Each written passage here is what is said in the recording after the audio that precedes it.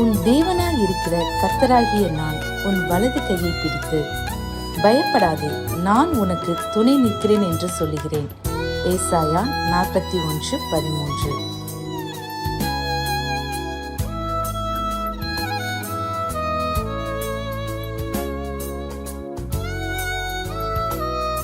For I, the Lord thy God, will hold thy right hand, saying unto thee, Fear not, I will help thee. Isaiah 41:13.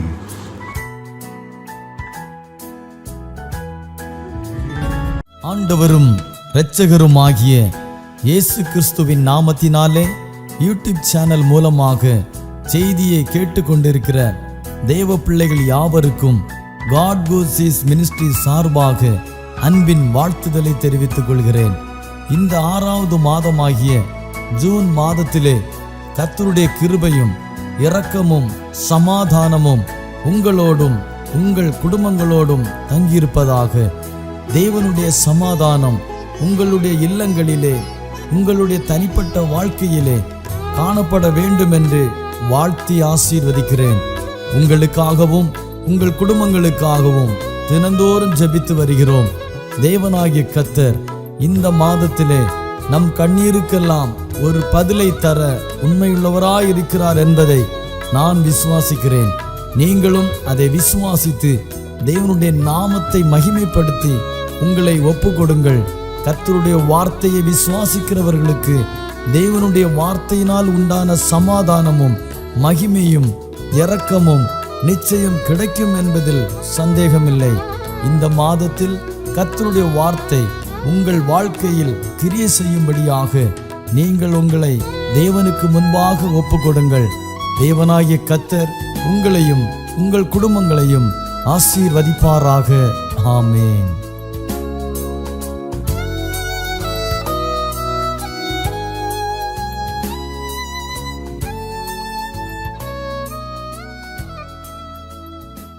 இவரும் இரட்சகருமாகிய இயேசுவின் நாமத்தில் உங்கள் அனைவருக்கும் என்னுடைய அன்பின் வாழ்த்துதல். God Goes East மினிஸ்ட்ரிஸ் மூலமாக இந்த வேளையில் உங்களை சந்திப்பதில் மிகுந்த மகிழ்ச்சி அடைகின்றேன். இன்றைய தியானத்திற்காக எரேமியா தீர்க்கதரிசி எழுதிய புத்தகம் 18ஆம் அதிகாரம் 1 முதல் 4 வரைக்கும் உள்ள வசனத்தை வாசிக்க கேட்போம்.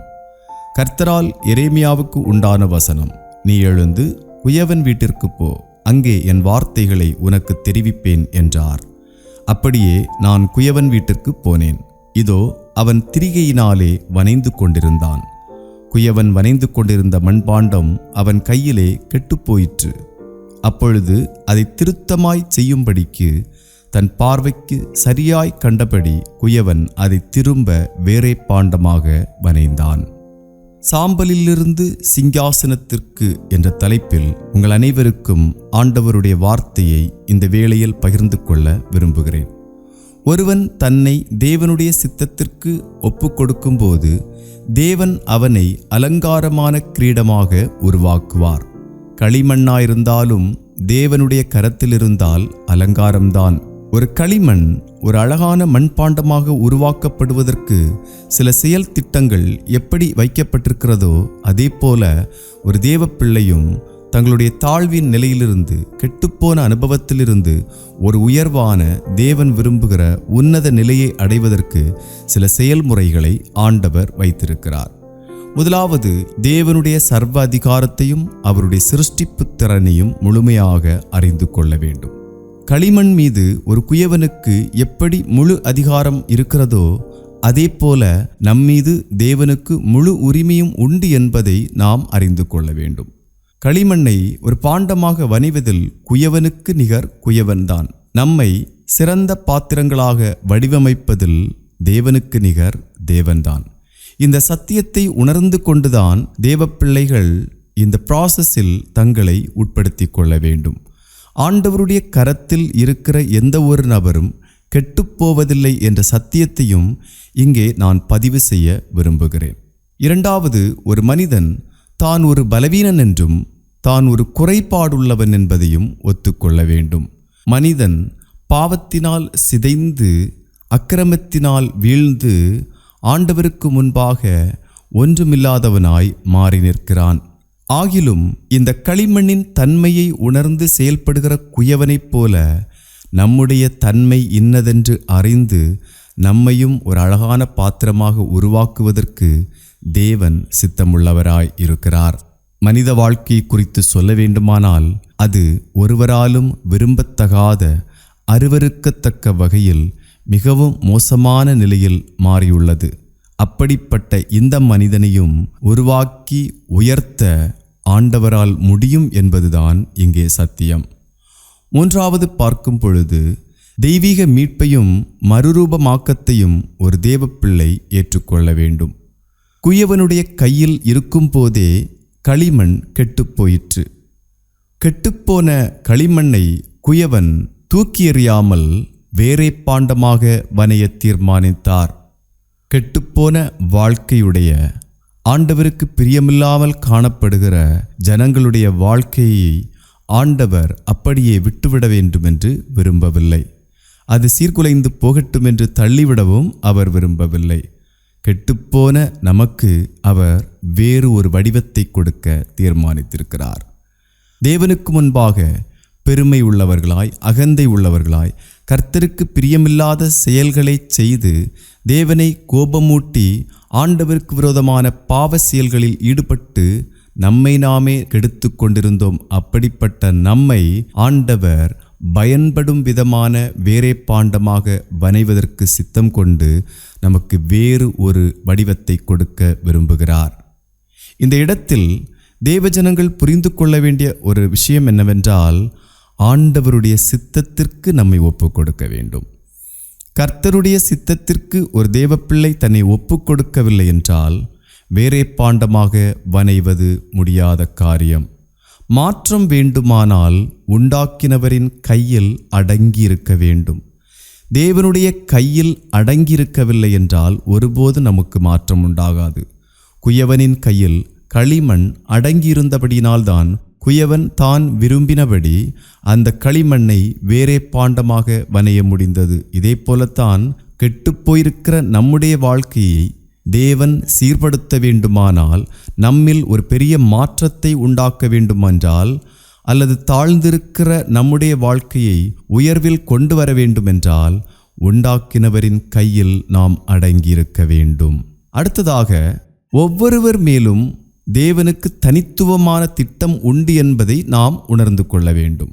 Never compare yourself with someone because you are unique in the sight of God. உங்களை நீங்கள் ஒருவரோடும் ஒப்பிட்டு கொள்ளாதிருங்கள். ஏனென்றால் நீங்கள் தேவனுடைய பார்வையில் தனித்துவமானவர்கள். சில நேரங்களில் நாம் மற்றவர்களோடு நம்மை ஒப்பிட்டு பார்க்கிறோம். ஐயோ, அந்த பாண்டம் நல்லா இருக்குதே, இந்த பாத்திரம் நல்லா இருக்குதே, இதே போல நான் இருந்திருந்தா இன்னும் ரொம்ப நல்லா இருக்குமே என்ற எண்ணங்கள் நம்மில் அநேகருக்கு வருவது உண்டு. ஆனால் நம்மைப் போல வேறு ஒருவரும் இல்லை என்ற உணர்வு நமக்கு அநேக நேரம் வருவதில்லை. மற்றவர்களைப் போல நான் இருக்க வேண்டும் என்று விரும்புகிறோமே தவிர நம்மைப் போல வேறொருவரும் இல்லை, நான் எவ்வளவு தனித்துவமானவன், தனித்துவமானவள் என்ற எண்ணம் நமக்கு வராமல் போவதுதான் ஆச்சரியம். அப்படி அல்ல. தேவனுடைய பார்வையில் எல்லா பாத்திரங்களும் சிறப்பு வாய்ந்தவை. ஒவ்வொன்றும் தேவனுக்கு பிரியமானபடி தனித்தனி வடிவத்தில் வடிவமைக்கப்பட்டிருக்கிறது. ஆகவே மற்றவர்களைப் போல நானும் இருக்க வேண்டும் என்று விரும்பாமல் இந்த உலகத்தில் நாம் தனித்துவமாயிருக்கிறோம் என்பதில் சந்தோஷப்பட வேண்டும். ஆண்டவர் நம்மை தனித்துவமாய் வைத்திருக்கிறார். முக்கியமாக ஒரு விஷயத்தை சொல்ல வேண்டுமென்றால், ஆண்டவர் நம்மை உருவாக்கும் போது பொறுமை அவசியம். குயவன் ஒரு பாண்டத்தை வனைவதற்கு எடுத்துக்கொள்ளும் கால அளவை நிர்ணயிப்பது குயவனே, களிமண் அல்ல. என்னை சீக்கிரமாய் ஒரு பாத்திரமாய் உருவாக்கிவிடு, நான் பயன்பட வேண்டும் என்று களிமண் ஒருபோதும் குயவனை பார்த்து சொல்ல முடியாது.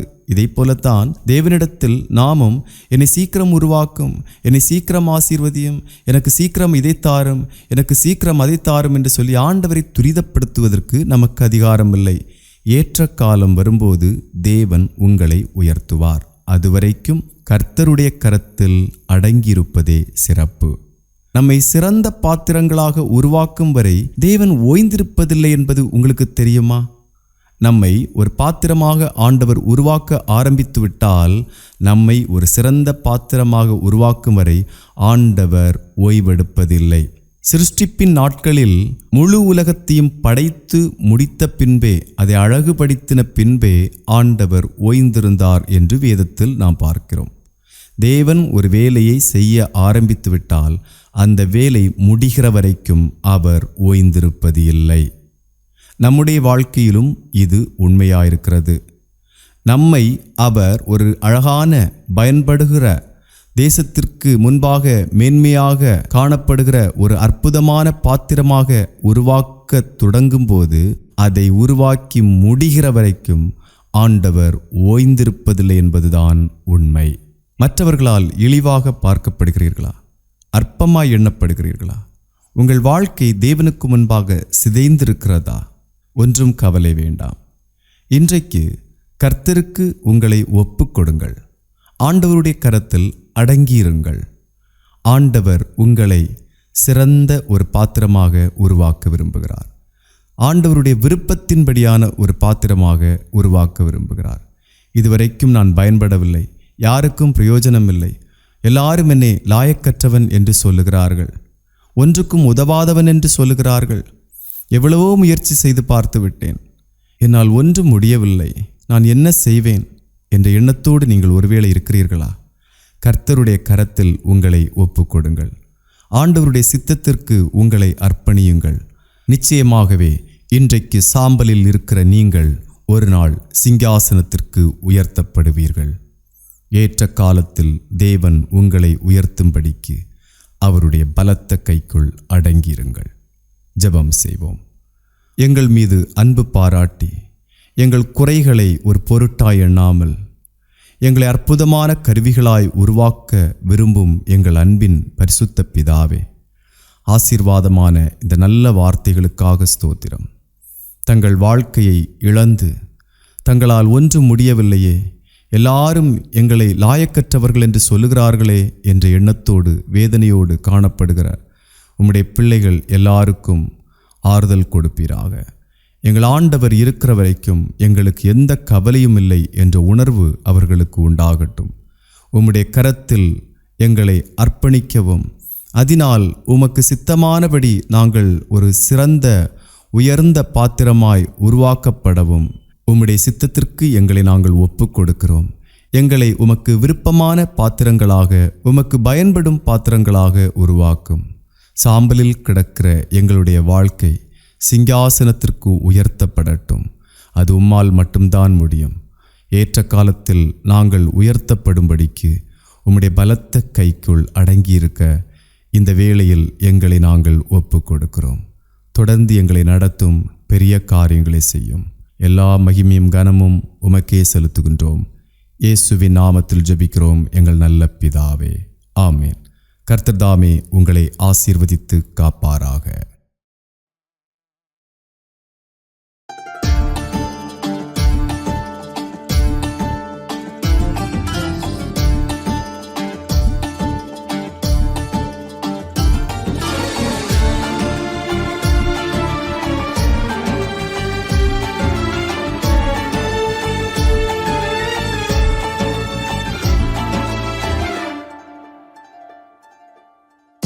நீர் செய்ய நினைத்தது தடைபடாது, எனக்காக யாவையும் செய்யும் தேவனே. நீர் செய்ய நினைத்தது தடைபடாது, எனக்காக யாவையும் செய்யும் தேவனே. உம் வேளைக்காக காத்திருக்க பொறுமையை எனக்கு தந்தருளும். உம் வேளைக்காக காத்திருக்க கிருபையை எனக்கு தந்தருளும். நீர் செய்ய நினைத்தது தடைபடாது, எனக்காக யாவையும் செய்யும் தேவனே. நீர் செய்ய நினைத்தது தடைபடாது, எனக்காக யாவையும் செய்யும் தேவனே.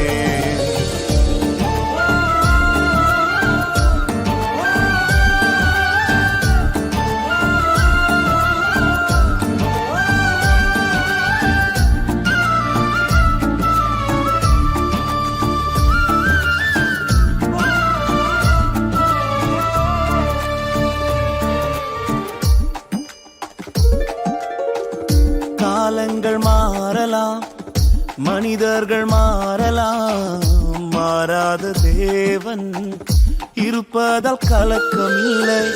காலங்கள் மாறலாம், மனிதர்கள் மாறலாம், மாறாத தேவன் இருப்பதால் கலக்கமில்லை. என்னோடு நீர் சொன்ன வார்த்தையை எனக்காக நிறைவேற்றுவீர். என்னோடு நீர் சொன்ன வார்த்தையை மாறாமல் நிறைவேற்றுவீர். நீர் செய்ய நினைத்தது தடைபடாது, எனக்காக யாவையும் செய்யும் தேவனே. நீர் செய்ய நினைத்தது தடைபடாது, எனக்காக யாவையும் செய்யும் தேவனே.